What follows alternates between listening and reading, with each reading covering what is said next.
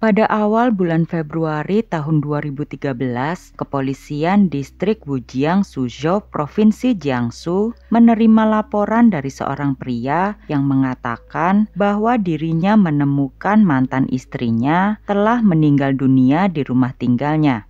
Selanjutnya pria itu menceritakan bahwa ia dan mantan istrinya hendak rujuk kembali pada hari itu. Namun, ketika ia menyambangi kediaman sang mantan istri, dirinya menemukan istrinya sudah meninggal dunia. Diketahui si pelapor bernama Liu, sedangkan sang mantan istri yang meninggal dunia diketahui bernama Zhang yang berusia 27 tahun.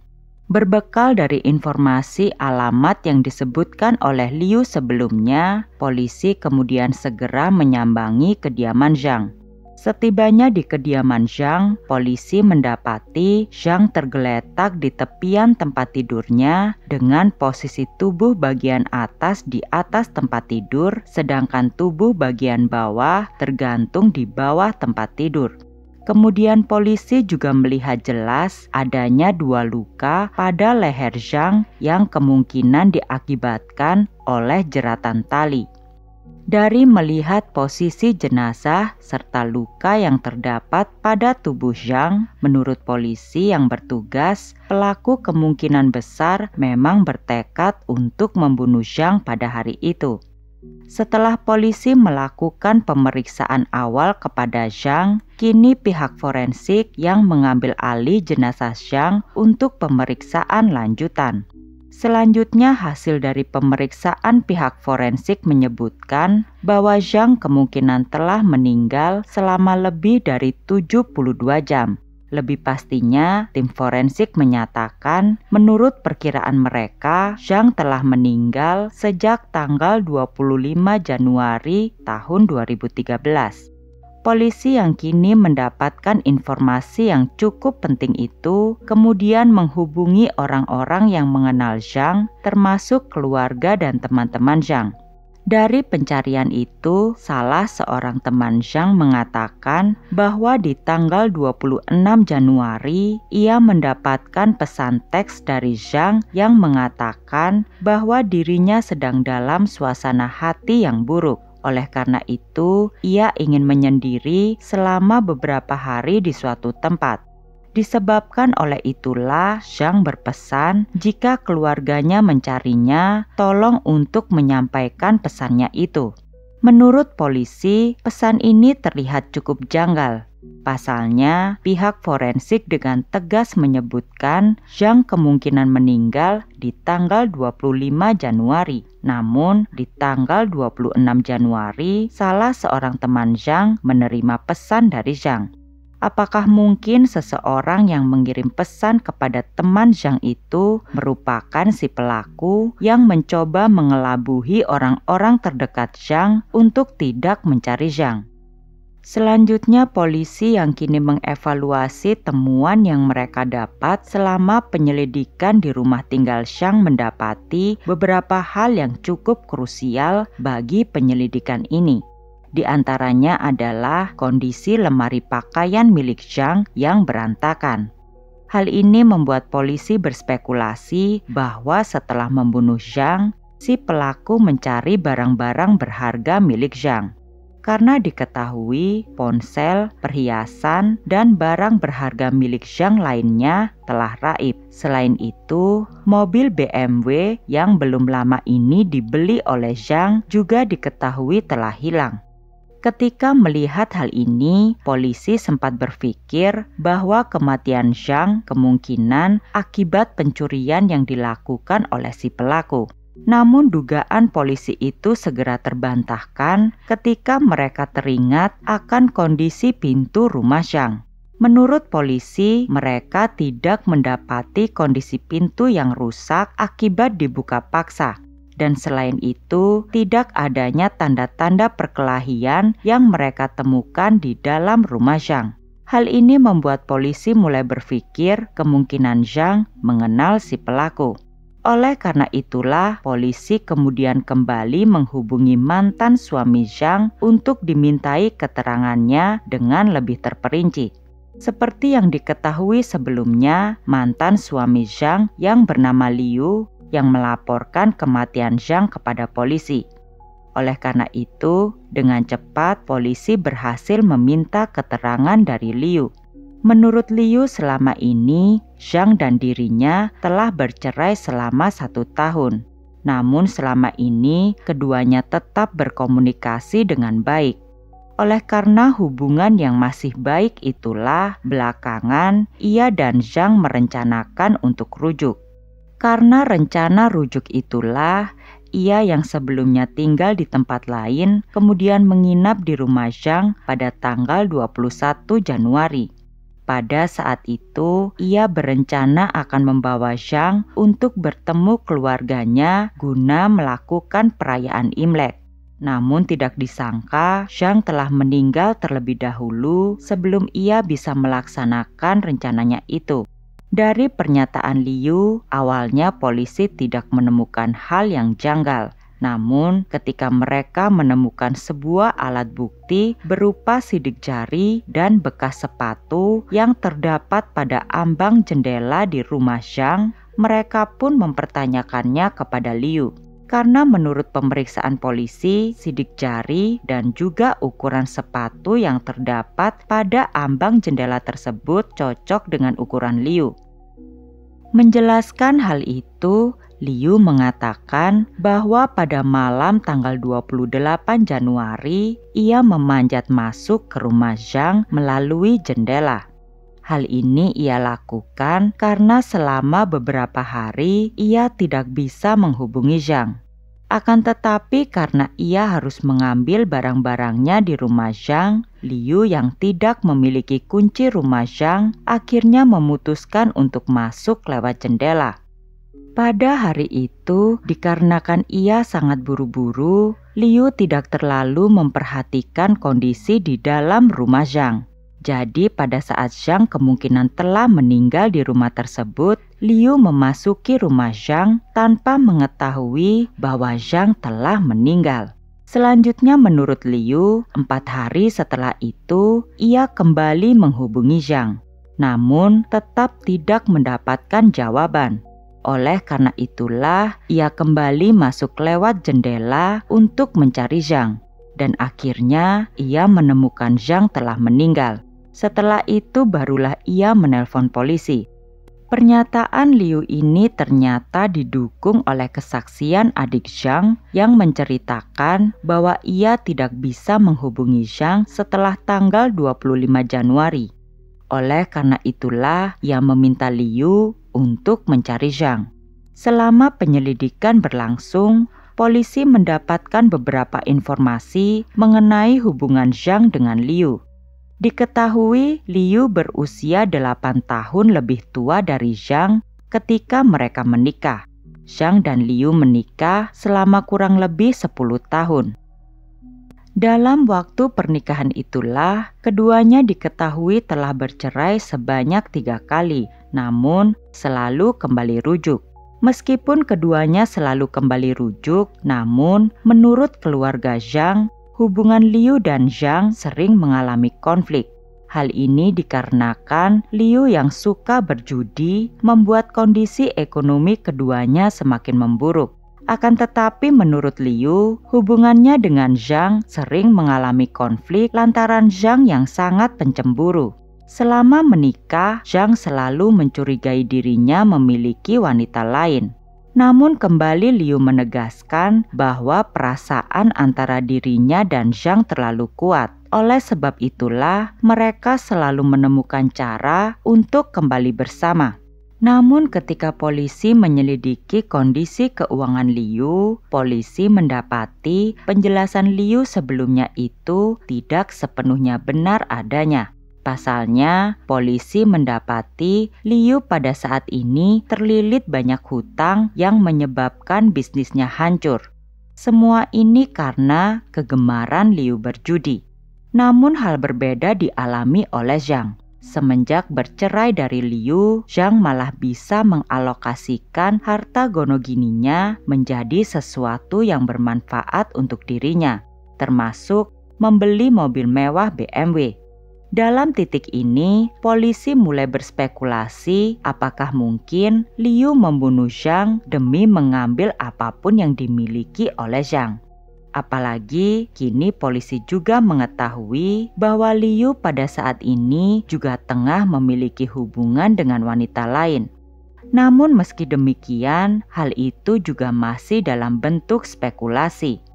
Oleh karena polisi membutuhkan lebih banyak alat bukti, mereka kini mulai fokus untuk menemukan mobil BMW milik Zhang yang hingga saat ini belum diketemukan. Ketika polisi masih dalam proses pencarian mobil milik Zhang, Liu kembali memberikan pernyataannya kepada polisi. Menurut Liu, pada tanggal 25 Januari malam, ia menginap di rumah Zhang. Pada malam itu, ia mendengar seseorang mengetuk pintu rumah tersebut. Ketika ia hendak membukakan pintu, Zhang melarangnya.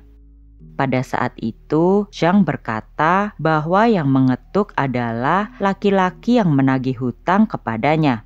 Awalnya, Zhang dan Liu mengabaikannya. Namun, ketukan itu tidak kunjung berhenti.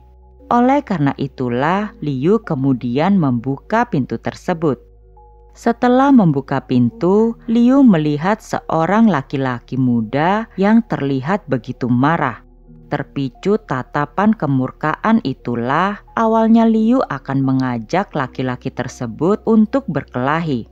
Namun dengan segera dihentikan oleh Zhang yang mengatakan kepada Liu untuk pergi dan ia akan mengatasinya sendiri. Karena perkataan Zhang itulah, Liu pun pergi meninggalkan Zhang pada hari itu. Keesokan harinya, tepatnya di tanggal 26, Liu mendapatkan telepon dari laki-laki yang sebelumnya ia temui di kediaman Zhang.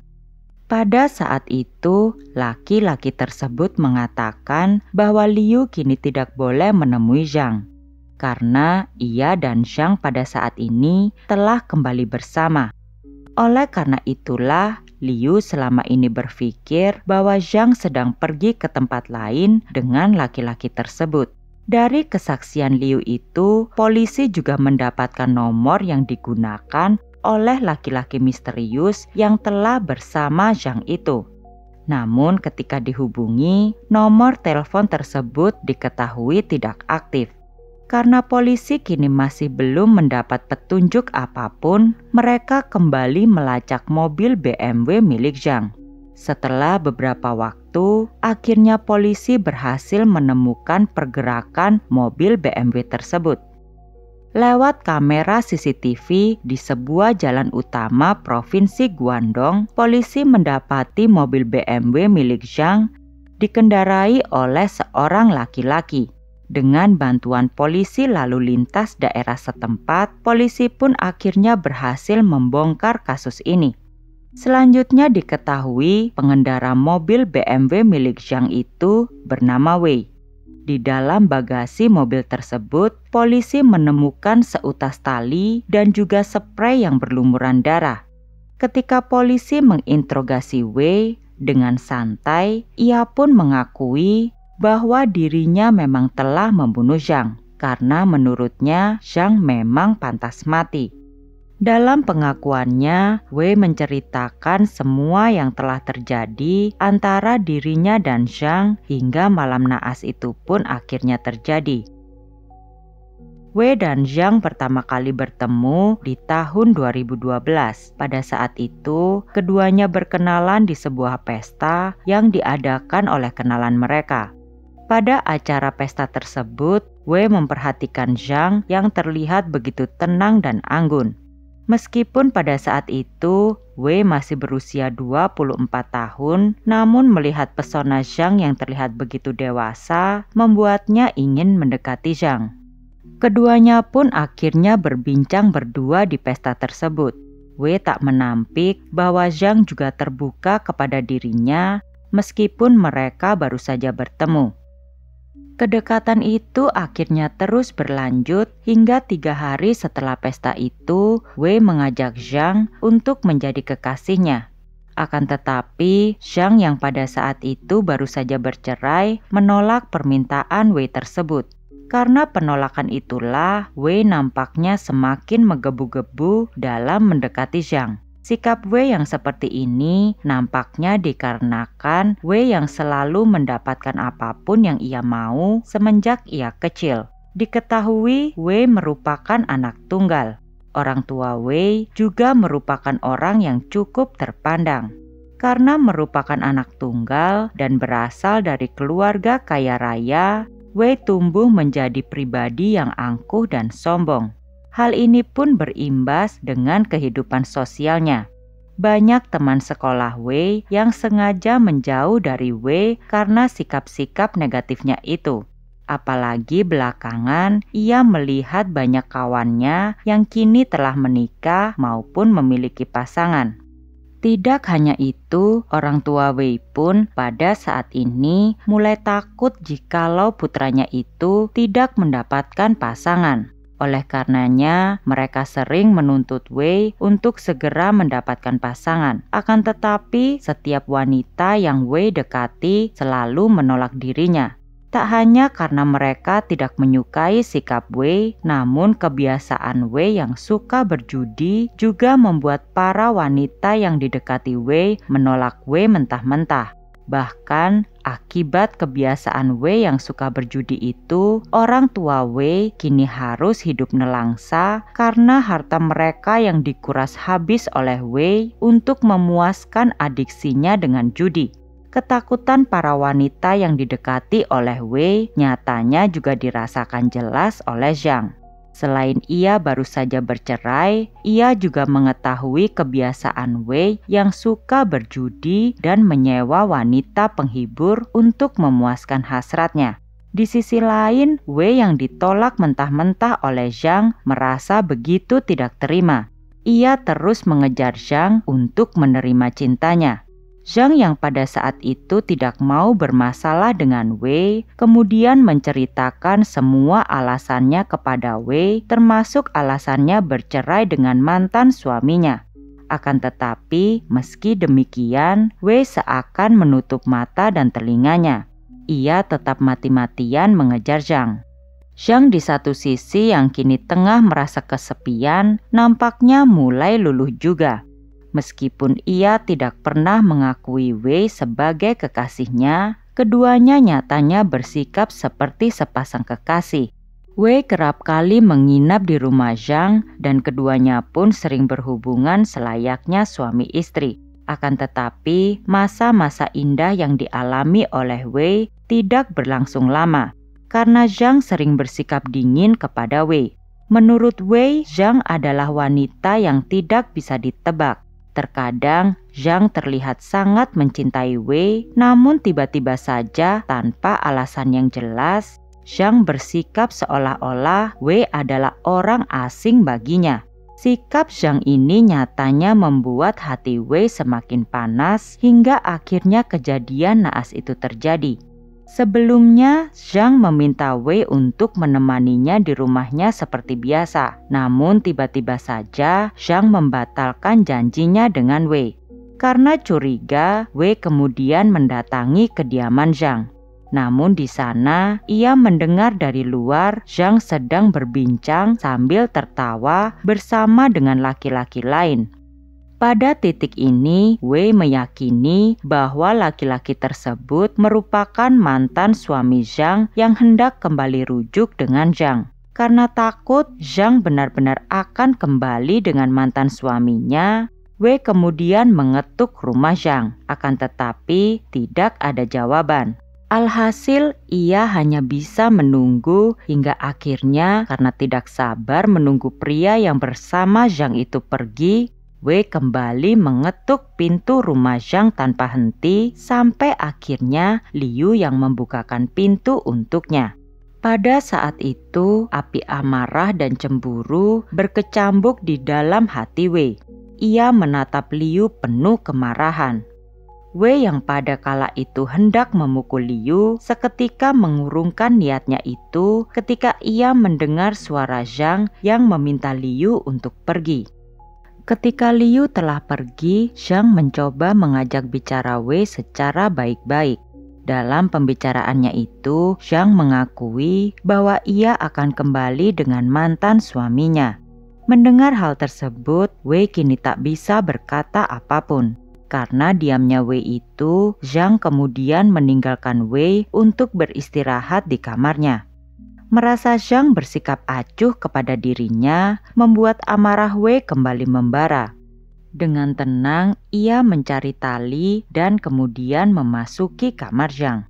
Ketika Zhang sedang dalam posisi tertidur, Wei kemudian langsung membekap tubuh Zhang dan mengkalungkan tali yang ada di tangannya ke leher Zhang. Zhang sempat berontak, namun tenaganya tidak bisa menandingi tenaga Wei yang kala itu dipenuhi rasa benci kepada Zhang.